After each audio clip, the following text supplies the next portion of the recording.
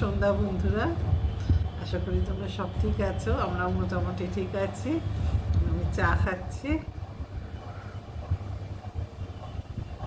ভাবলাম তোমাদের সঙ্গে একটু কথা বলি। সকাল থেকে তো পরপর চলতে থাকছে, আর কি এক জিনিস দেখাবো রোজ রোজ। আর আজকে একটু মেট্রো বিভ্রাট হয়ে খুব প্রবলেম হয়ে গেছে। গিরিশ পার্ক অব্দি মেট্রোতে আমার মেয়ে অফিসে যাচ্ছিল, ওখানে নামিয়ে দিয়েছে। দিয়ে ওখান থেকে মানে কিচ্ছু কোনো ক্যাব পাচ্ছে না অফিস যাওয়ার। তাহলে গিরিশ পার্ক থেকে আমাদের এখানটা কাছে, আমি তো এখানে চলে আয়, তারপর যা হয় করবি। তারপর আবার চেষ্টা করলো বেচারা যাওয়ার জন্য অফিসে। নেবে ক্যাব নেবে গিয়ে বলছে যে ক্যাব আবার ক্যান্সেল করে দিয়েছে। তখন একটা অর্ডিনারি ট্যাক্সি করে অফিস যাবে বলে আবার বেরিয়েছে। দিয়ে সমস্ত রাস্তা জ্যাম, কোনো দিক দিয়ে যেতে পারেনি। গিয়ে বলছে আমার ভীষণ শরীর খারাপ লাগছে, গাড়ির মধ্যে এত গরম, আজ প্রচণ্ড হিউম্যানিটি, এত গরম না। তারপর প্রায় 1.5-2 ঘন্টা লাগলো এই মানে কাছাকাছি জায়গা থেকে এখানে ফিরে আসতে। যাই হোক, আজকে আর যেতে পারলো না। এই অবস্থা, কী করা যাবে। মানে চারদিকে মানে কলকাতার যে কী অবস্থা চলছে, তার সঙ্গে এত মিটিং হচ্ছে, মিছিল হচ্ছে, উল্টো পাল্টা সমস্ত। আবার একটা বাজে ঘটনা ঘটে গেছে, সেটা নিয়েও সরব হয়েছে মানুষ। সত্যি খুবই ভালো সেটা, কিন্তু এরকম রাস্তা বন্ধ করলে তো সাধারণ মানুষের পক্ষে খুব প্রবলেম। তার সঙ্গে মাঝে মাঝেই অসম্ভব বৃষ্টি আসছে। এখন মানুষ যাবে কোথায়? মানে সেই বাজে অবস্থা না এখন, মানে দেশের সর্ব জায়গাতেই এখন খুবই বাজে অবস্থা চলেছে। কালকেই টিভিতে দেখাচ্ছে সোদপুরের কাছে একটা কি মল আছে, সেখানে দুটো মেয়ে বাজার টাজার করে দেখাচ্ছে যে একটা মল থেকে ওখানে হাঁটছে, মানে হয়তো বাড়ি ফিরবে।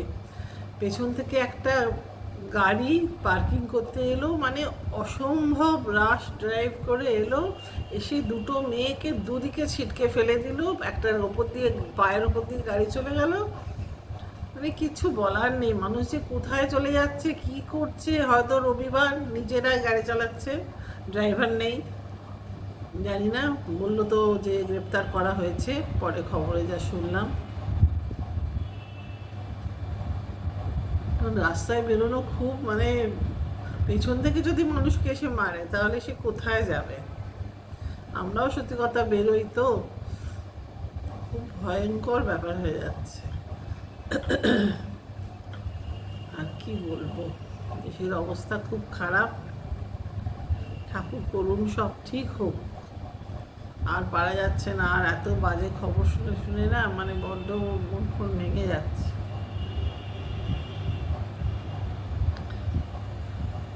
জুলাই মাস, কাল থেকে জুলাই মাস পড়ছে। জুলাই মাসে আমার দিক থেকে খুব লাকি জুলাই, কারণ জুলাইতেই আমার ছেলে মেয়ের জন্মদিন। ওদের একদিনেই জন্মদিন, যদিও 12 বছরের ছোট বড়, তা ওদের একদিনেই জন্মদিন, 7 জুলাই। আমার ননদের ছেলে, ওরও 7 জুলাই। কিন্তু ও তো মানে একটা কি বলবো, মানে অস্বাভাবিক ব্যাপার। সবগুলোই 7 জুলাইয়ের জন্মদিন। যাই হোক, ছোটোবেলাতে খুব আনন্দ, সত্যি কথা, একসঙ্গে সব হওয়া ছিল, বা কেক কাটা হতো যে যার মতো। এখন তো সব যে যার বাইরে। আমার ছেলেও বিদেশে, অন্যদের ছেলেও বিদেশে থাকে, ও অবশ্য আসছে শুনলাম। আমার মেয়েও শ্বশুরবাড়ি, তাই কী করা যাবে আর। যে যার আছে, ভালো থাক।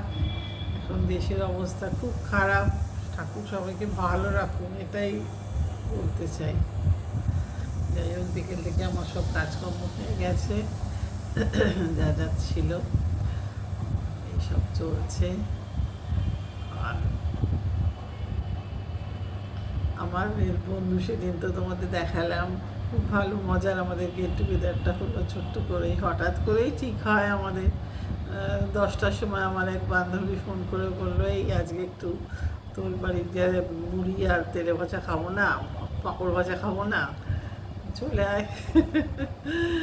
তো ওরা সব নিয়ে এসেছিল অনেক রকম, সেই সবগুলো দিয়ে মুড়ি মুড়ি আমি রেখেছিলাম, চা করে রেখেছিলাম,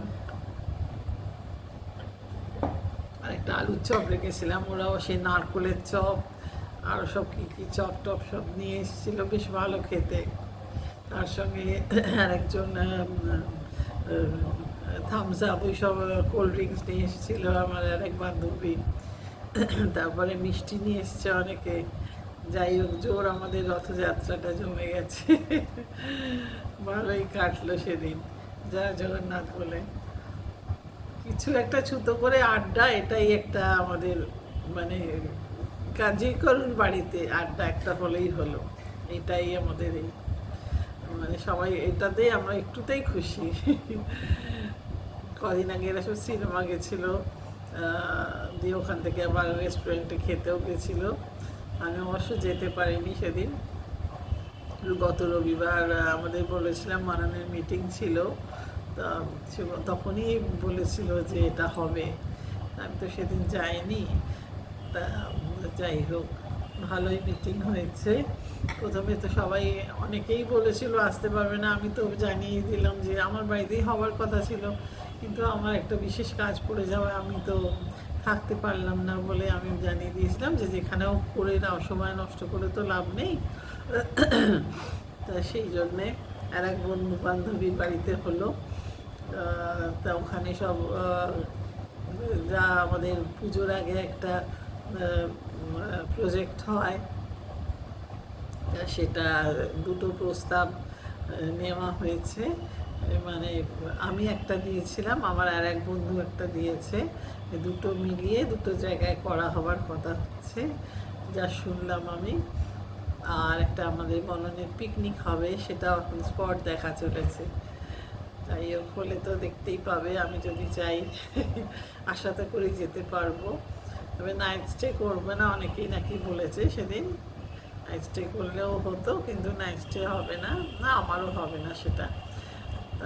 দিনে দিনে আসা যাওয়া দেখা যাক, যদি সব ঠিকঠাক থাকি তাহলে নিশ্চয়ই যাব, তোমাদের সঙ্গে শেয়ারও করবো। আগের বারে করেছিলাম, খুব মজা হয়েছিল।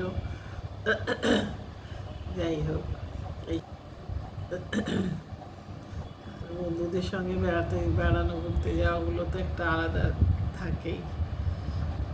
যাই হোক, চলো আর কথা বাড়াবো না, আবার দেখা হবে একটা নতুন দিনে। আজকের মতো আসি।